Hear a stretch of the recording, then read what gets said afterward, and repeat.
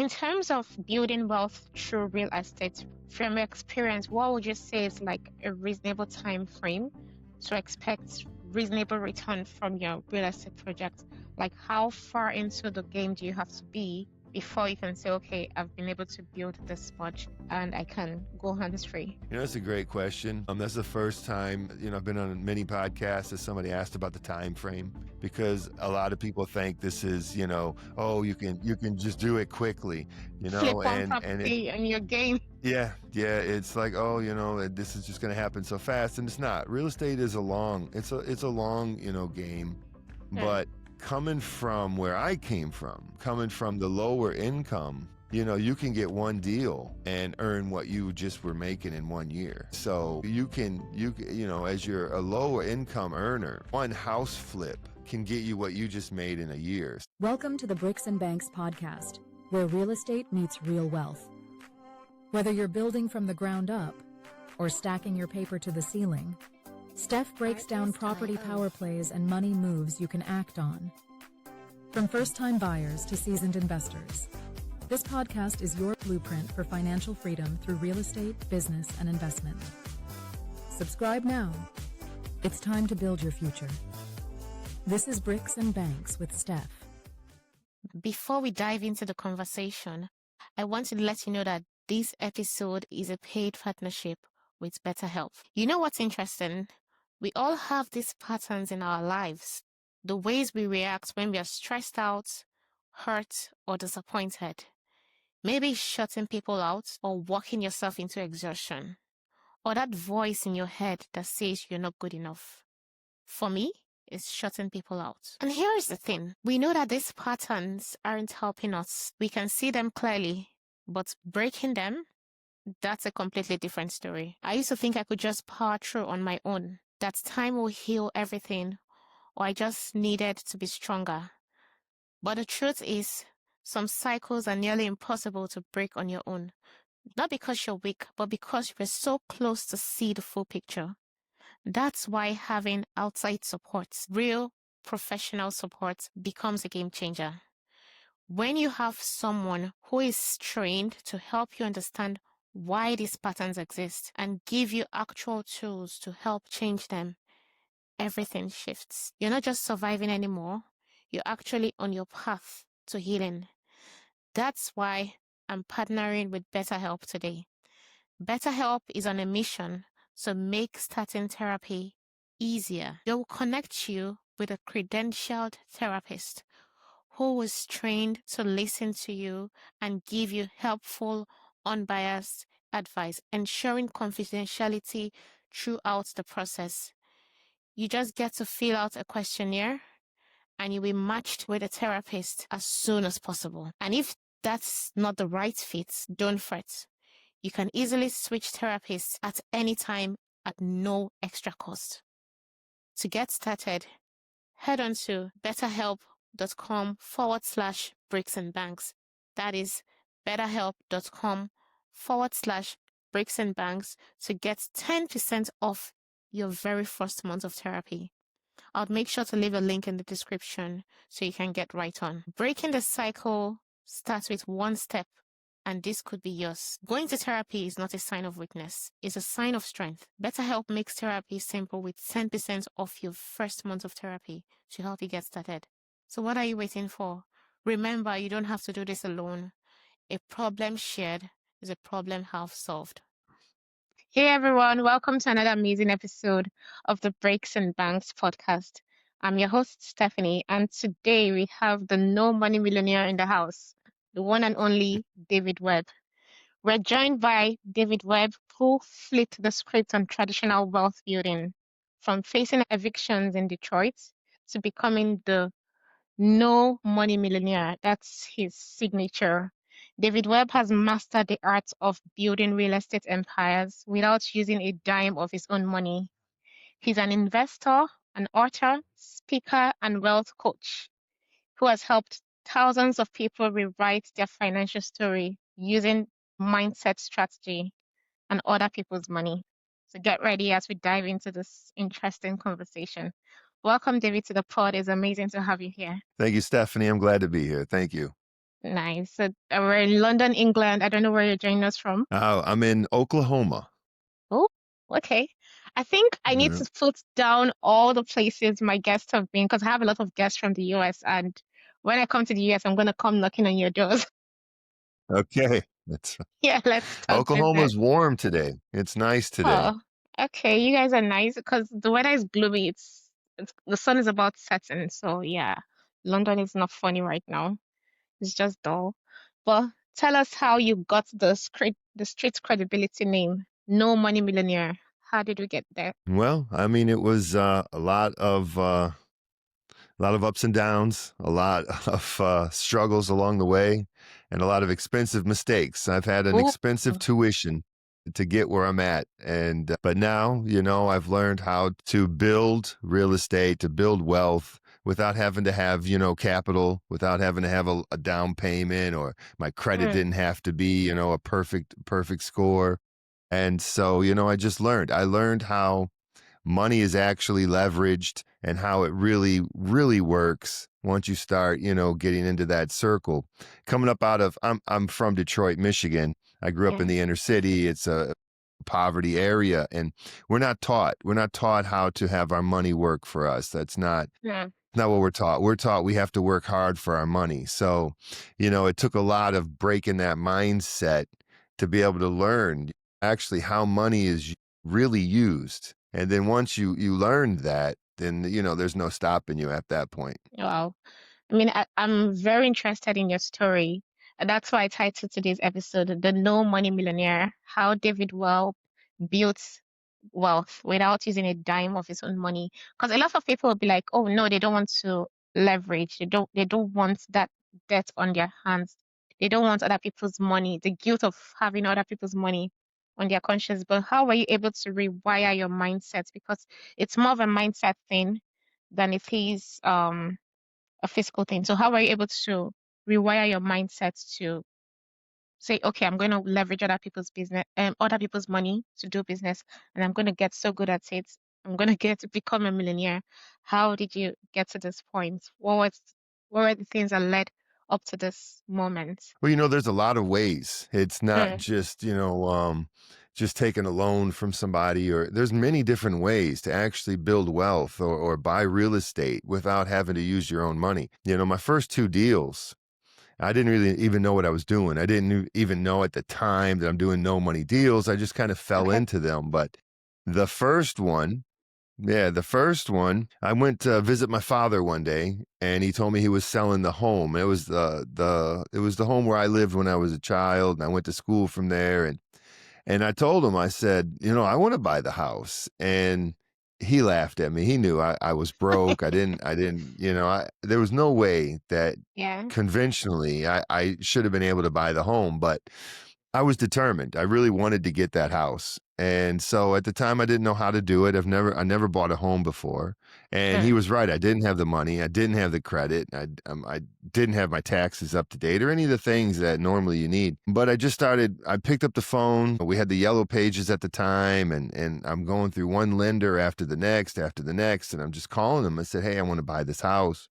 And they laughed at me. They were like, "Do you have money? Do you have credit?" And I said, No, I don't have either of those. And some of them were like, what are you even wasting our time for?" And so I didn't stop. I just continued. mm, And I don't know where that determination and persistence came from, but that's what led me through all the struggles that I went to get to where I am today. But finally, someone picked up the phone, and I said, "Hey, I want to buy my dad's house." And he's like, do you have the, down payment, credit? And I said, "No, I don't have any of those." He said, "Okay, well, let's figure out how to make this work." And so he okay. was open to creative structures, and so he helped me. And he said, "Well, we've got to get the necessary pieces.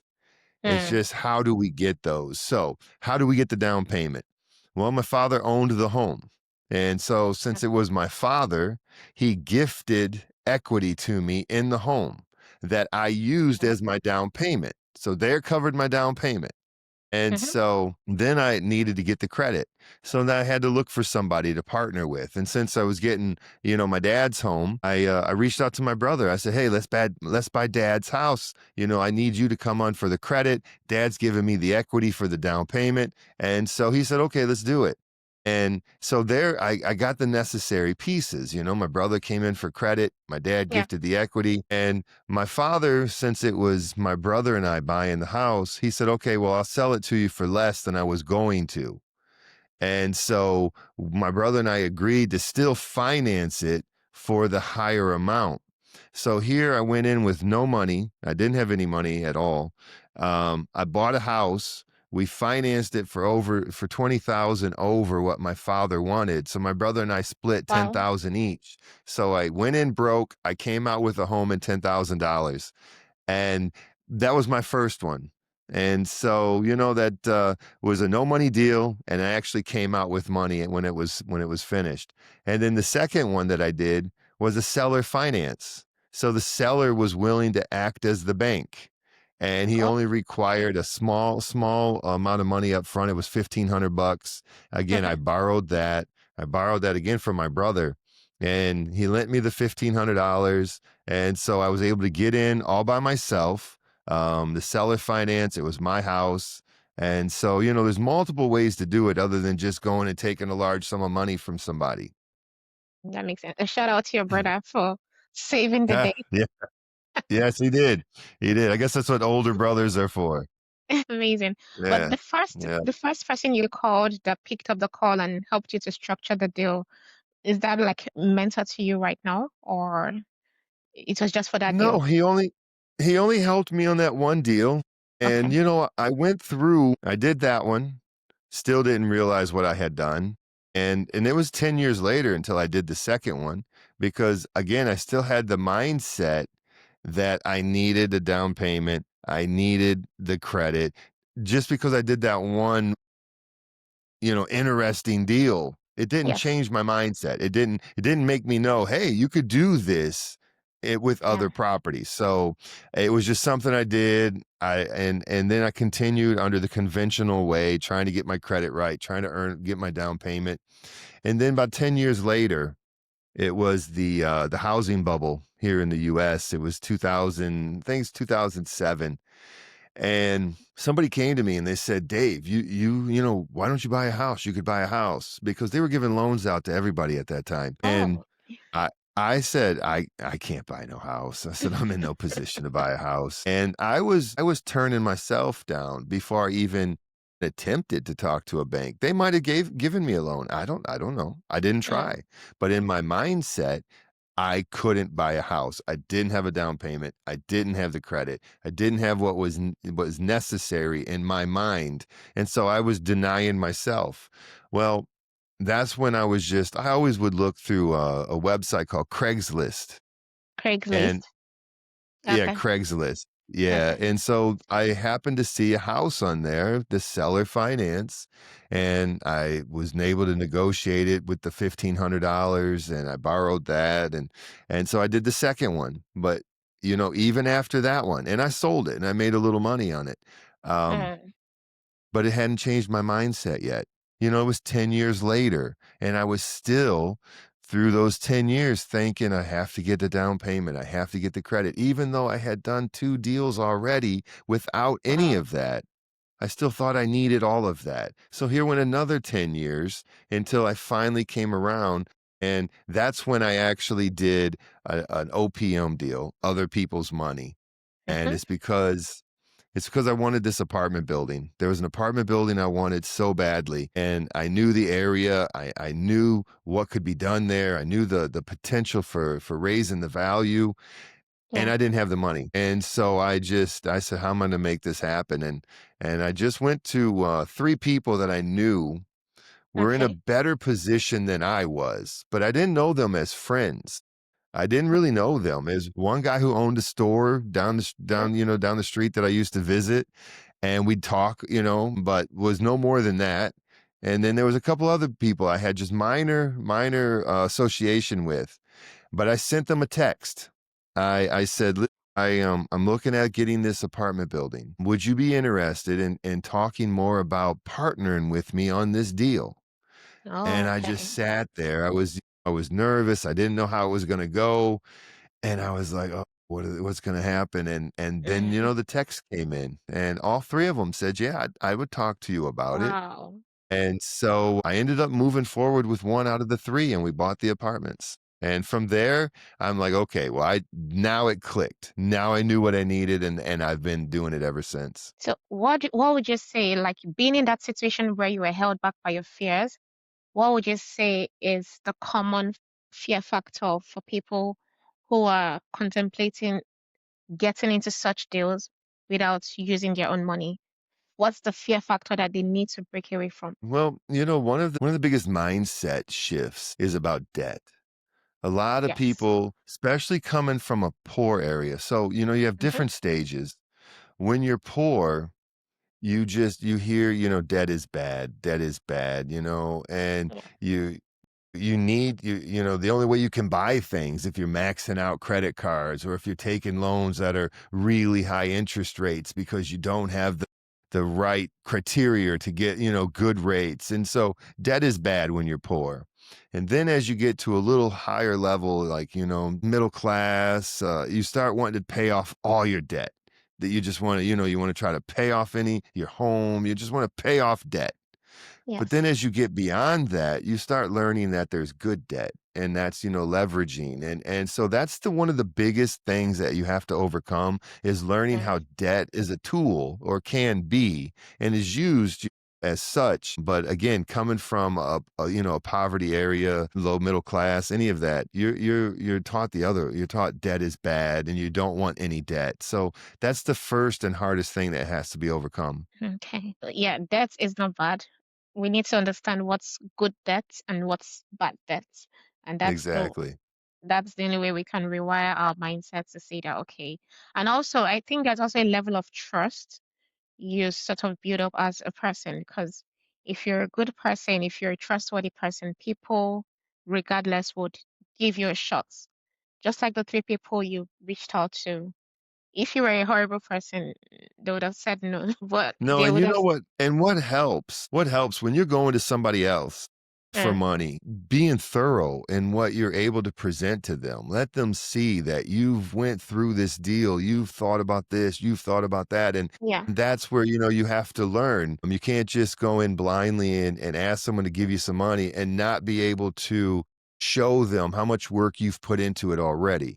And that's by knowing the market, knowing what you're going to do, know the budget, whatever aspect of it is, you have to know that in and out and make them confident and comfort in what you're presenting. And so that's one of the biggest things to offset someone's fear about giving you money is how Mm, well prepared you are when you come and ask for it. exactly.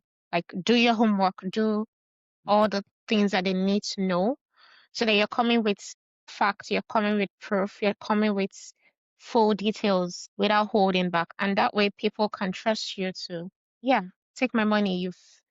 You've explained this deal through. I'm willing to stake on it.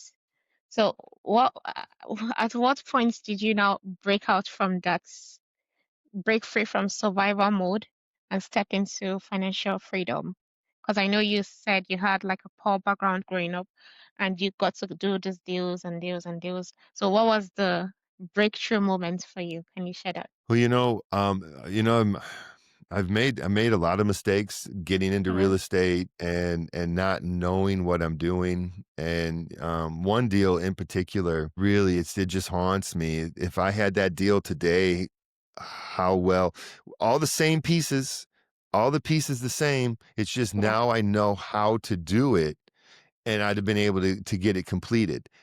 But because I didn't know how to do it, when I would go and talk to somebody about money and try to get someone to come in with me on the deal, they could tell I didn't know what I was talking about, and no, I couldn't make anyone comfortable enough to come in with me, and I ended up losing, of $150,000 on that deal, and that haunts me today because it was such a great project. So, there was a lot of trial and error there was a lot of me just trying to find my, what worked for me. And I bought raw land, I've bought other properties, and I didn't know what I was doing, but I knew what I wanted to do. And so, I didn't, like I said, coming from where I'm from, I didn't know anybody who owned, real estate. I didn't know anyone who had passive income. None of that stuff was taught, or I didn't know anybody to look at. So I just did a lot of reading, again, a lot of trial and errors,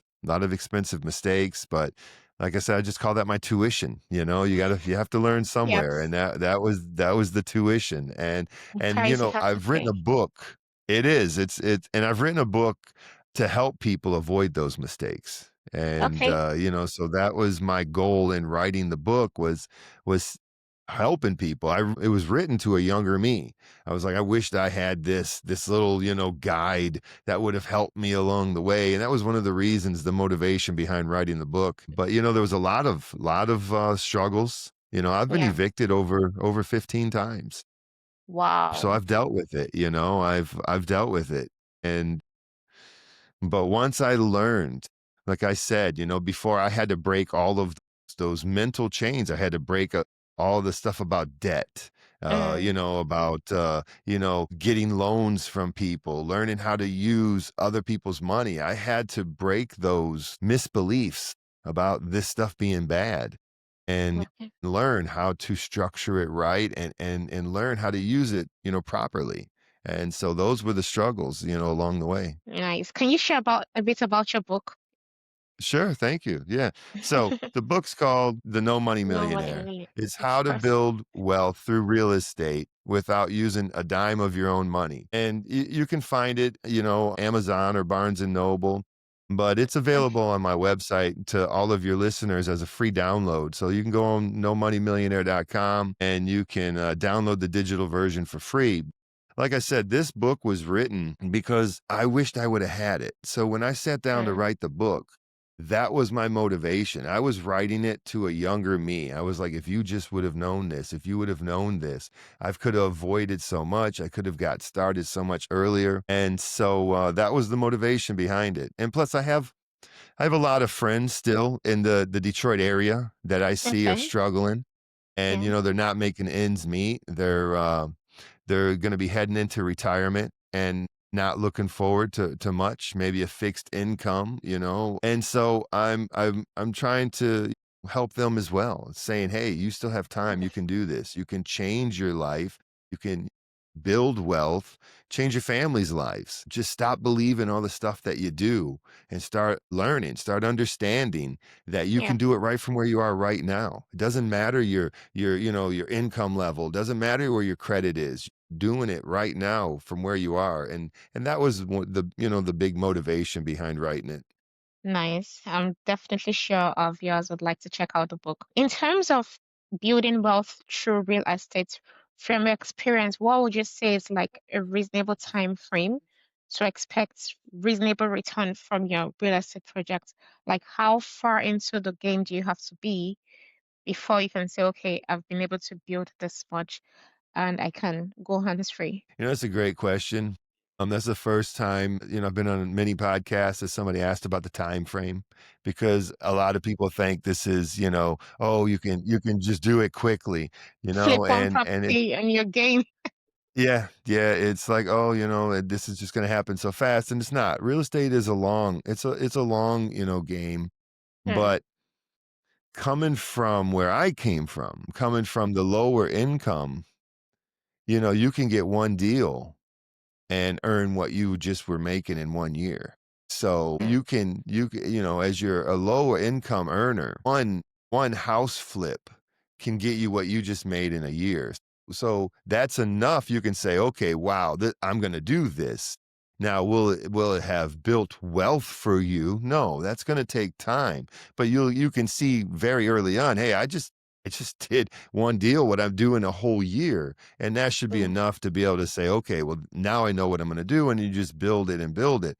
But if somebody who, this book helps anybody at whatever level they are, there are some people who do have savings, do have some money, or maybe equity in their Yeah. home. They just didn't know how to use it yet. And, the book will show them how to do that as well.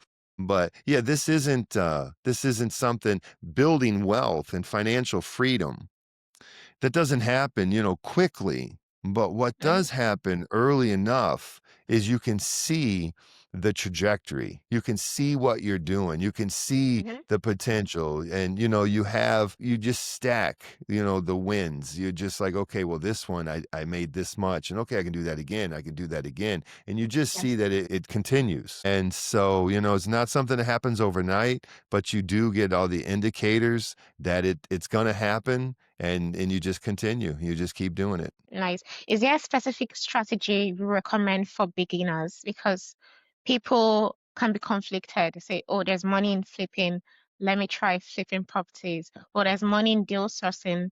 Let me go to the deal side of things. Or I'll just go to commercial real estate. Is there a specific strategy you recommend for beginners after which they can grow up in their real Well, estate portfolio? for beginners, it's a lot Mm-hmm. easier to get into residential real estate than it is commercial. Commercial is a lot Okay. more cash intensive. Um, you can have a commercial property that was vacant, and that's one of the things that people underestimate when they're doing their calculations. And how long will this property be empty until I Mm-hmm. have somebody in it, or Yeah. until I can get a buyer for it? And during that time, you're servicing the debt. You're going to still have to cover the debt that's on that property. So with commercial real estate, it takes a little bit more cash reserves to be able Yeah. to be, with commercial. So residential is a lot easier and also smaller. You can start with single family homes where it's not a whole lot of, necessary capital to buy them. Depends on your location. If you have, I don't know how it is in London. I don't know how the real estate market is and how it works in Yeah. London, but I can speak for here in the States. And there's different places. If you're in California, you're going to have a harder time there. Or if you're in New York or Florida, you're going to have a harder time with real estate and, the amount of capital that it requires. You can still practice. You can still put all this to work for you.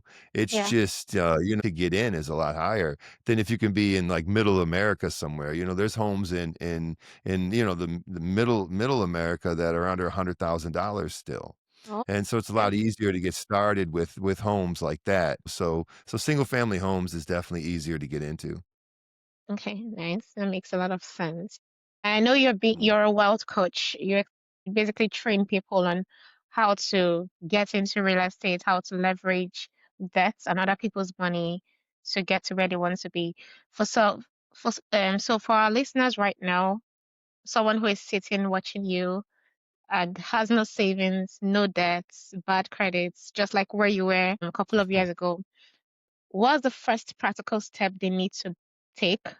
So in order to step into this real estate game using your blueprint of no money down. Well, there's a few things. Okay. Depends on their familiarity with real estate. So, first grab the book. That's the Yes. first thing I can tell Get you to do. Grab the educated. book because I lay it out from A to Z, everything Mm, in there, how to find deals, how to find money, how to make sure you're structured properly so you're covered legally. It's all broken down in there. So first you really have to learn what you're wanting to do. But other than that, you want to get out and start making relationships, start getting involved. So I just did a video not too long ago, and it was if I started from zero today, okay. what would be the first 5 steps that I would do to get where I am today?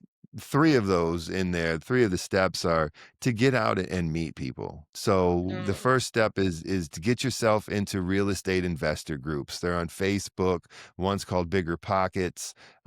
Start getting involved in there. Start introducing yourself, commenting on people's, posts, and just interacting and there you'll start meeting other people. You'll start seeing people who are presenting deals and different things. So you want to get yourself aligned with people who are already doing what you want to do.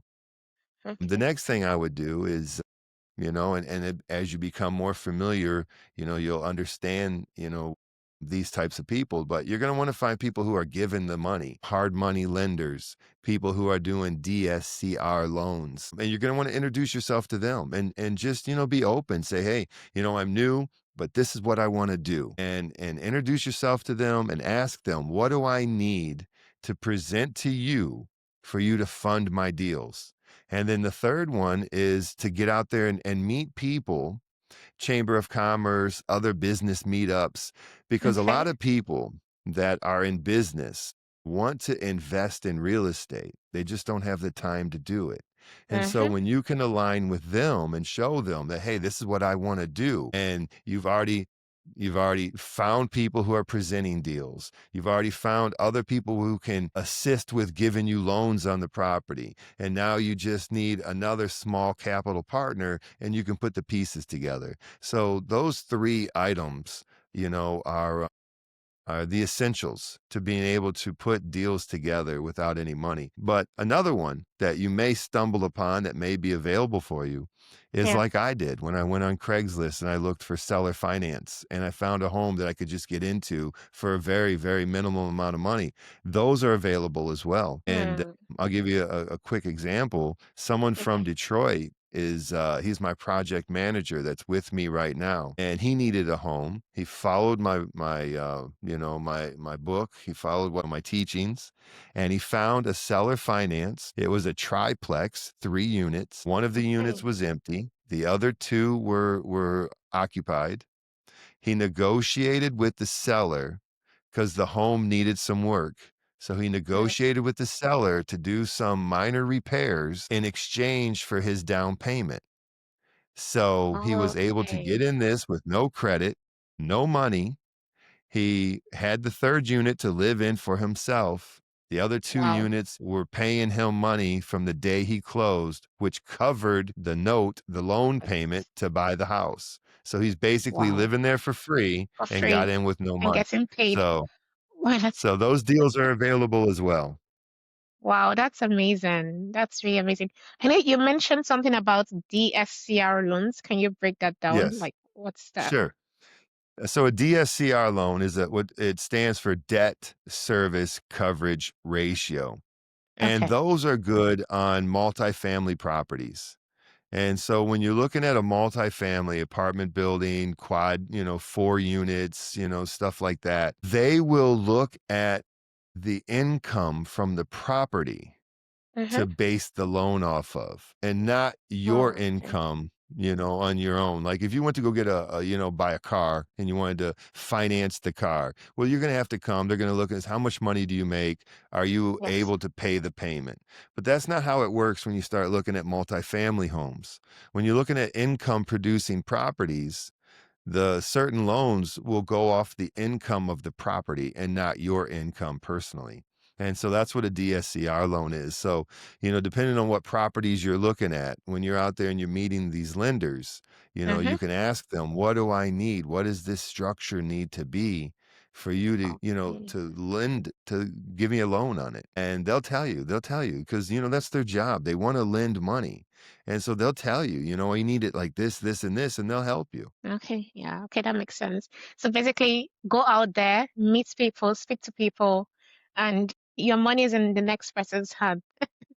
Exactly. That's right. Mhm. Alrighty. So let's talk about your podcast. You said you have a podcast. What is the podcast all about, and what are you trying to achieve with the platform? Well, thank you. So the podcast is called the No Money Millionaire, podcast. And Yes. it's just really focus around, real estate and building wealth and having different people come on in the different aspects of real estate. I just had a guy on the other day that was a land developer, and creatively how he went about it. He would find people who owns land Hmm. and then get them to like come on to let him find ways to bring in the capital to get uh, you know, um, to develop it, to build it out. Oh, And so okay. he really, was just, a project manager, but yet he was able to be a partner in a lot of developments.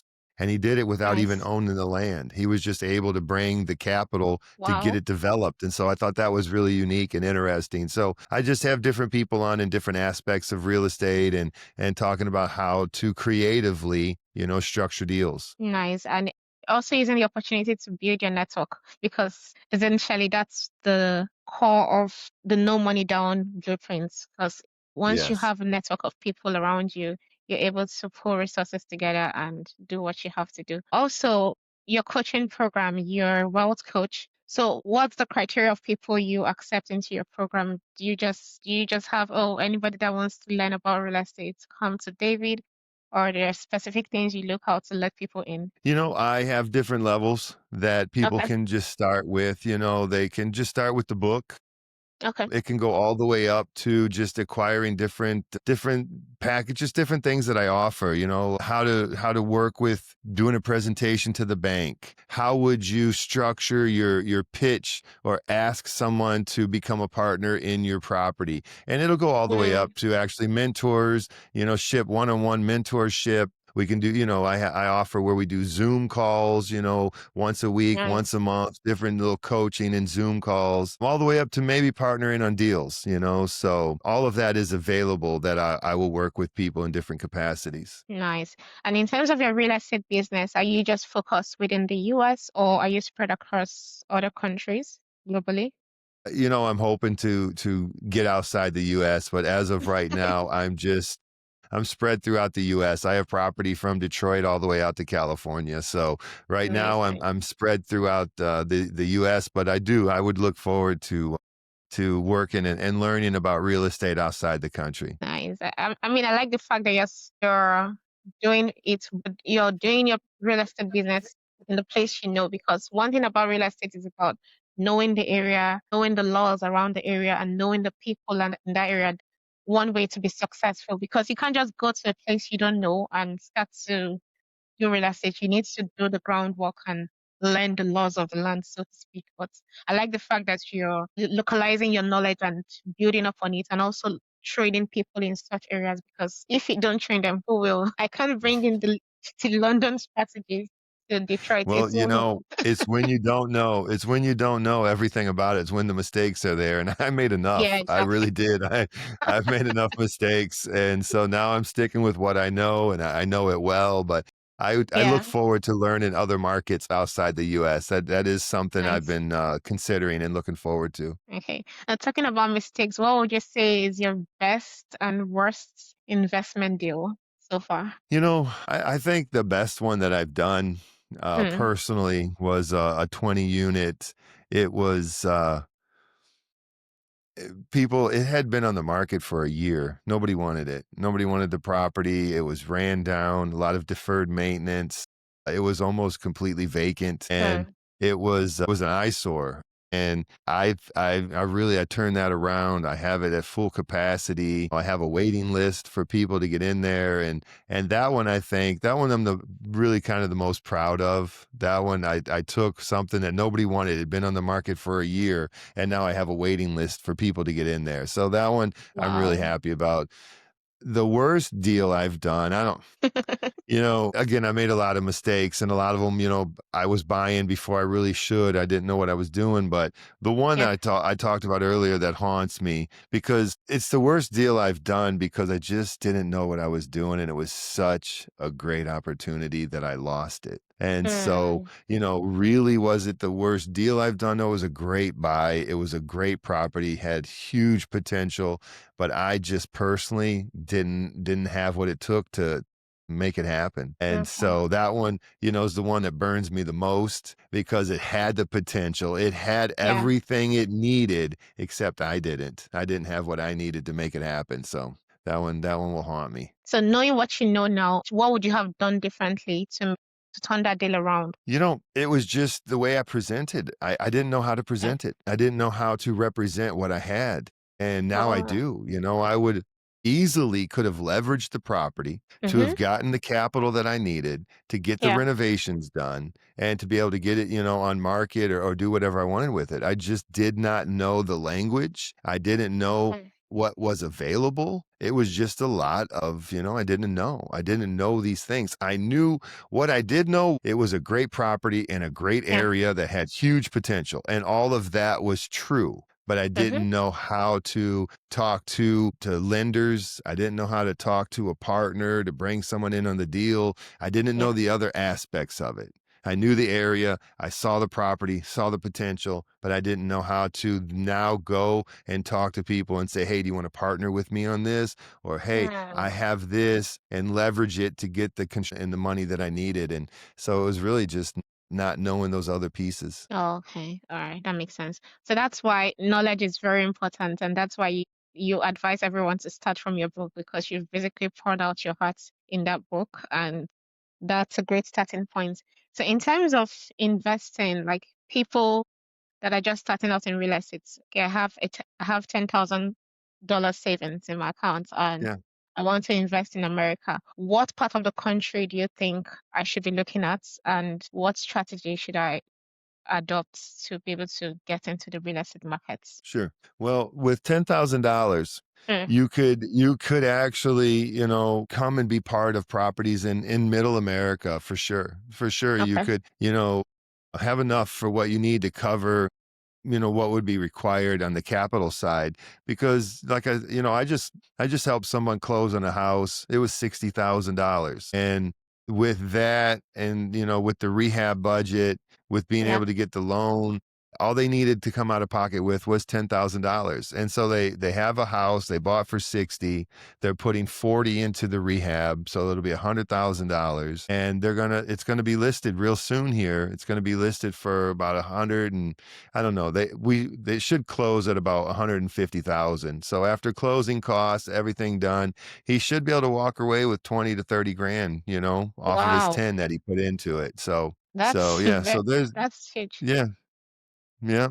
And so those deals are out there. They are. Mm-hmm. I just bought a package of 9 homes Yeah. for $900,000. I given a $200,000 rehab budget, so all in 1.1. But that's 9 houses, and so all of those are about $100,000 a home. Wow. Okay. Yeah, Yes. yeah. I So mean, they're out there. you've earned your name. You have the bragging rights, the No Money Millionaire. So I know at some point it's not just about real estate. You've basically created a movement, a brand, No Money Millionaire.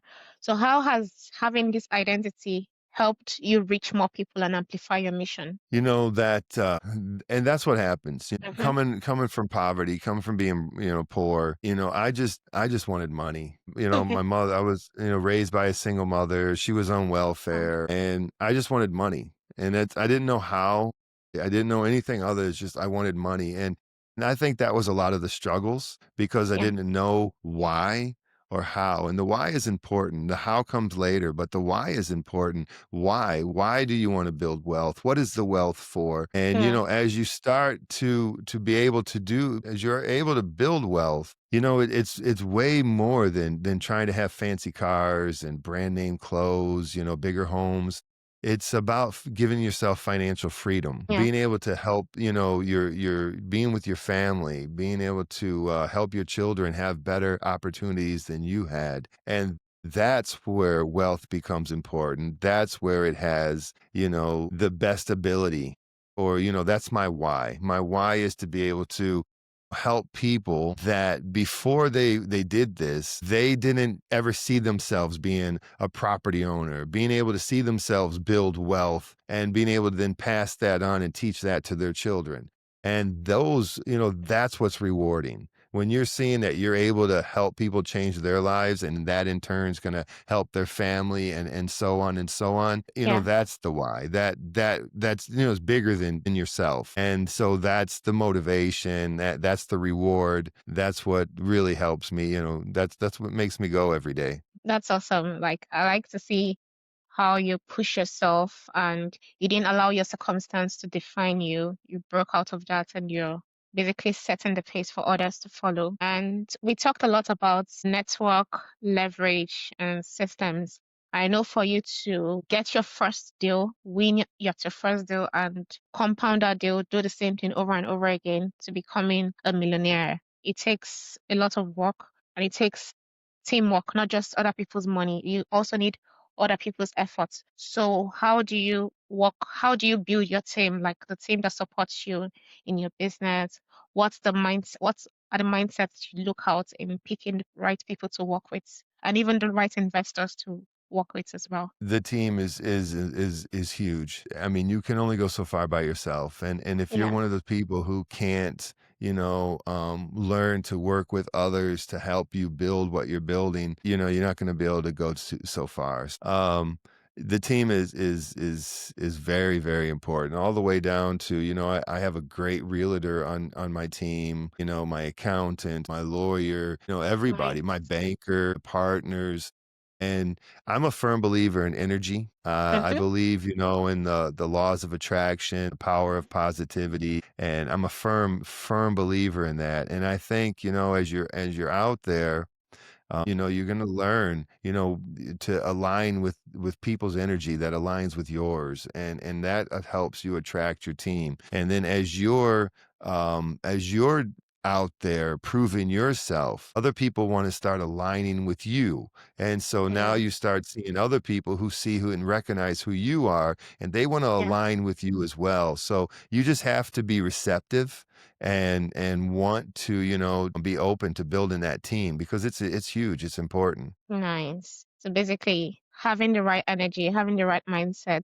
Once you're able to do that work within yourself, it's easy to spot the next person with similar mindset and energy that you carry. And that way, you're able to form a synergy that builds the millions. Talking about generational wealth and creating a legacy, we know that it's just beyond making money, because you said you hammered a lot on knowing your why. Why do you want to make money? Do you just want to show people that you've made money, or do you want to do something else? So, what steps do you take and teach to ensure wealth continues to grow and serve future generations? That your family would never ever have to be evicted from any home. That was a big motivator. That that was a big motivator, I was fortunate when I was going through those evictions. I was a single parent. I had my Mm, son, and my son would go we lived in California, and my son would go back and visit Detroit during the summer. At the time in California, I lived in the desert, and when I first moved really? out there in the Wow. summertime, it would, it was seasonal. A lot of people would leave the Mhm. area. It was a very affluent area, and so a lot of the people had second homes there for during the winter, but then came summer, they would all leave, and a lot of the businesses would close, and I was in sales, so there wasn't a lot of business, and I would struggle Mm, every summer. And so my son, fortunately, would go back to Detroit to be with his mother and my mother and the rest of his family, but every time he would return at the end of summer, he was coming to a new home, because during that summer, I wasn't able to make ends meet, and I was getting evicted, and it was cheaper for me to find a yeah. new home to move into than it was to catch up how far I had gotten behind. And so every year he would come back to a new house, and he was so young, he didn't realize what was going on.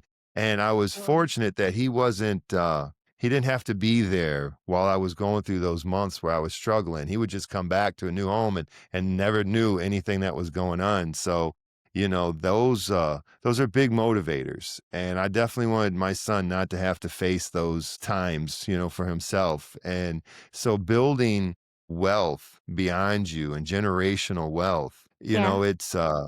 it's a lot, and like I said, the biggest thing that it gives you is your freedom. It's called Yes. financial freedom. So where Mm-hmm. you're free from being worried about, is this bill gonna get paid? I've had my utilities shut off where, I've had to come up with weird ways to run electrical cords through my house that I was running from my car, so I had electricity in the house, and, Wow. so financial freedom, it breaks you from that stuff. You're not worried about if a bill's going to get paid. You're worried about being able to have more time with your family, more time for yourself, because Yeah. that's what financial freedom really gives you is time. I was faced before. My son was had an event at school that he really trained real hard for, and he really wanted me there. It really meant a lot to him. But when I went to my job to see if I could go, they told me no. I was told if I wasn't there, I would have lost my job. So I was faced Wow. with going to be with my son at his event, which meant a lot to him, and he didn't have any other family there. We just lived in California, just him and so I was either gonna lose my job or go and be there for my son, and I couldn't lose my job, so I didn't go. And that's what financial freedom gives you, the ability to be where you Exactly. need to be when you want to be, and not being told, hey, you're going to lose your job if you go be with your family. Or, if someone's, you have someone that's sick and maybe you need to Yeah. be there for that. And your job just won't, be waiting for you to come back to it. That's what financial freedom gives you. And that's the best thing I try to teach others and let them know. It's bigger than trying to have, a nice car. There's way more Definitely. to financial freedom than that. Nice. Amazing. And just to wrap up, I know there's a popular saying by Robert Kiyosaki that it's not about how much money you make, but how much money you keep, because that's what wealth is about. It's not just Yeah. making the money, it's about keeping it. So being a wealth coach, how do you advise your students on how to keep that money and grow that money and let it work for them? Basically, how hard that money works for you.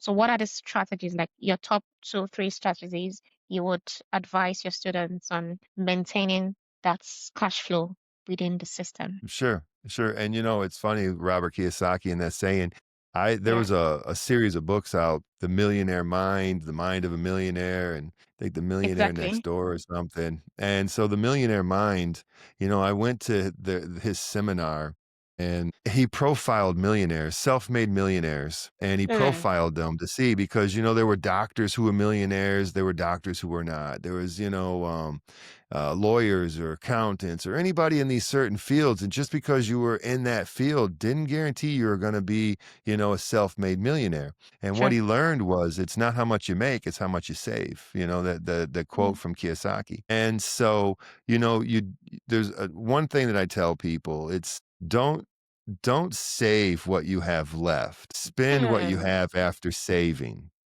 So you got to flip nice. it. And the first thing that you need to do is really start writing anybody that's coming from an area like I did, not having money, struggling to make ends meet, all of these things. Most of us, we don't live by having a budget. We don't even really know what our finances are. We have money coming in, it's never enough. We're not really watching where we're spending it because we don't have enough to go everywhere. And one of the biggest things is watching where Yeah, your money goes and really start. And I did this early on. Everything that I would spend, I would write it down that day. I would write it down that day and start really having an idea of where my money was, where it was going. And then you can really start understanding and creating a budget. So, you have to start learning how to use money as a tool. And mm, all of these steps will come into play. So that's where I really start telling people you have to first know where your money's going so that you can okay. start allocating where it needs to go. And then you got to Yeah, start making sure you're saving because it's not about how much you make, it's about how much you save. And you mm, got to save first and then spend what's left. Don't spend and then save what's left. It doesn't work that way. nice. I like the way you put it. You have to watch your money, know where your money is going, and you save first and spend what's left because we're so used to spending and like, okay, I just have £5 left. Let me save that. Yes.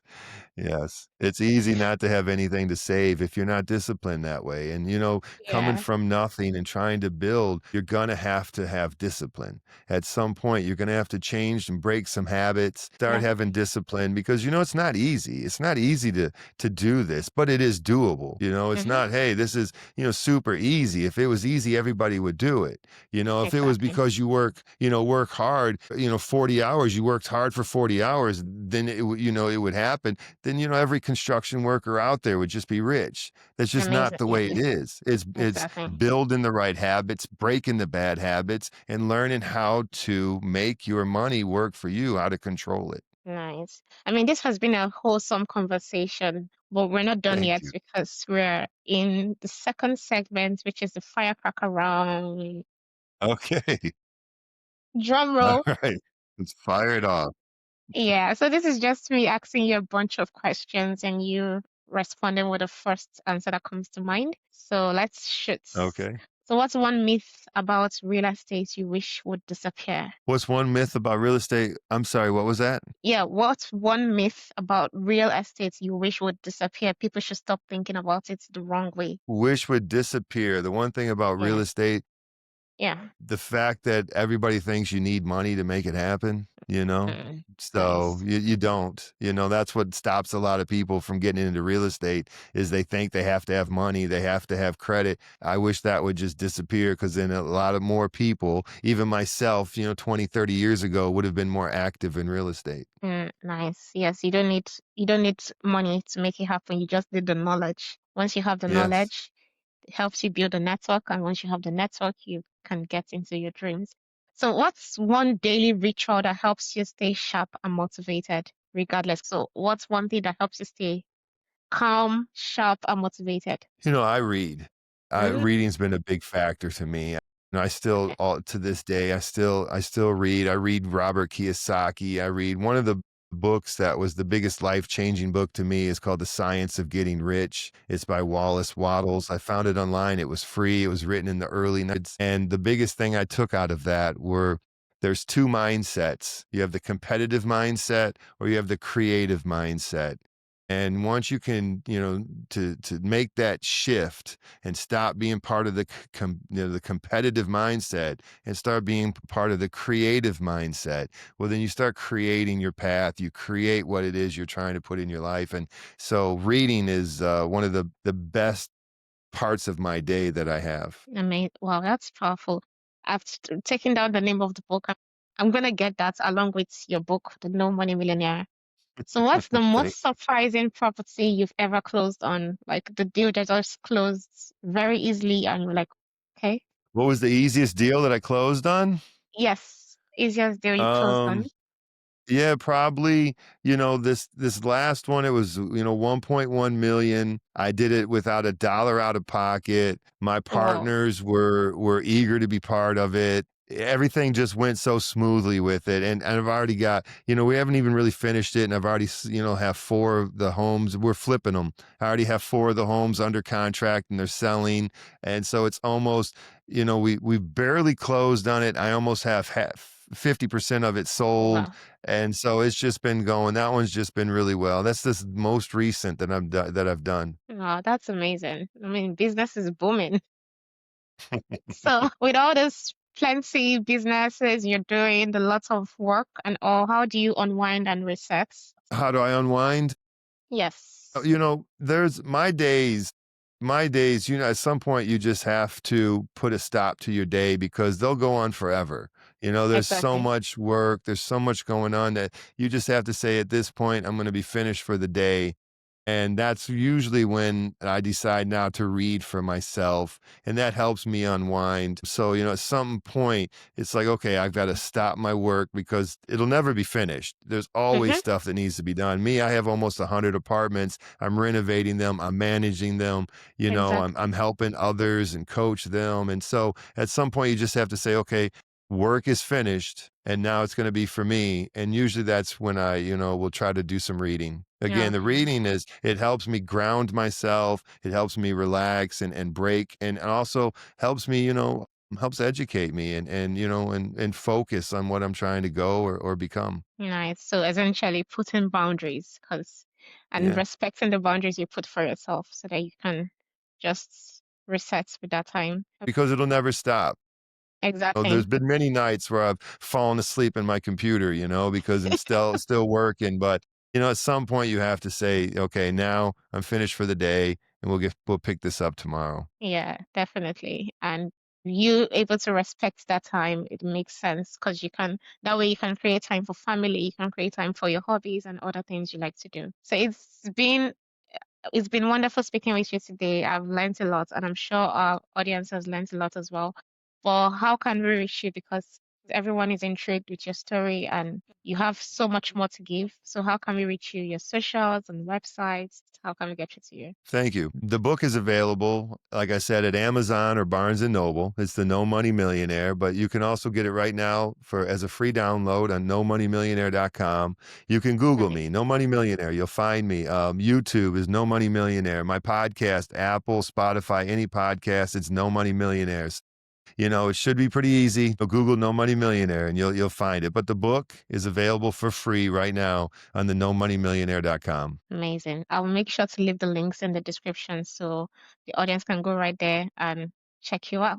So Thank you. there we have it, guys. Dave has basically broken down what it means to get into real estate with no money down and become a millionaire out of it. And this has been a thought-provoking story, and I'm sure you would like to learn more. He has given us all the resources, starting with getting knowledge from his book. So let's go right there and check him out.